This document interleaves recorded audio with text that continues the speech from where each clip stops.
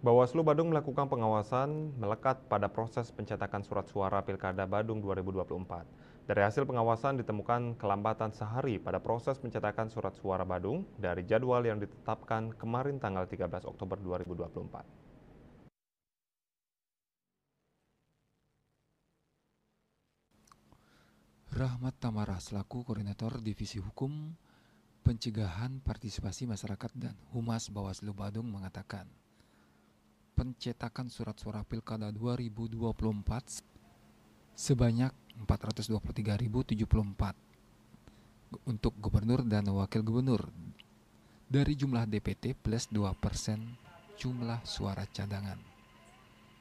Atas keterlambatan satu hari ini diharapkan pengiriman surat suara bisa dilakukan tanggal 19 Oktober 2024 sehingga jadwal pengiriman ke gudang KPU di Sading bisa dilaksanakan tepat waktu. Rahmat mengatakan pengawasan yang dilakukan di percetakan yakni tepat jenis, tepat jumlah dan tepat waktu. Namun mundur akibat percetakan daerah lain juga mundur. Pihaknya meminta KPU agar ketepatan waktu pencetakan menjadi perhatian khusus. Jadwal yang seharusnya Kabupaten Badung itu di tanggal 13, tetapi ada perubahan karena ada keterlambatan juga dari Denpasar maupun yang lain-lain, maka kami baru bisa dimulai di tanggal 14 ini. Nah, surat suaranya itu kalau untuk gubernur dan wakil gubernur itu sekitar 423.074, kalau wakil gubernur dan bupati dan wakil bupati itu 423.074. Itu berdasarkan hasil DPT plus 2% dari jumlah suara cadangan. Pak, artinya molor ini Pak ya, pencetakan surat suara untuk di Kabupaten Badung nih Pak? Iya, ada keterlambatan satu hari dari jadwal semula yang tanggal 13.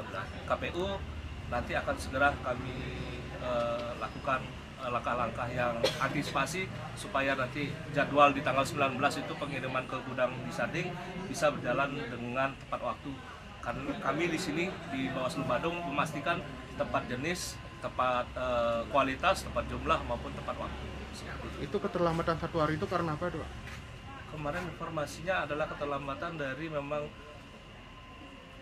cetak suara dari kabupaten kota lain yang mundur. Jadi kami mundur juga dapat jadwal percetakannya dari pengirimannya.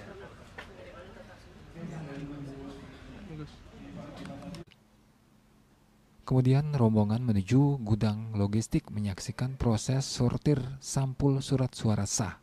Di sini dipekerjakan 7 orang tenaga kerja, sedangkan proses sortir dan pelipatan surat suara menggunakan 35 orang tenaga kerja.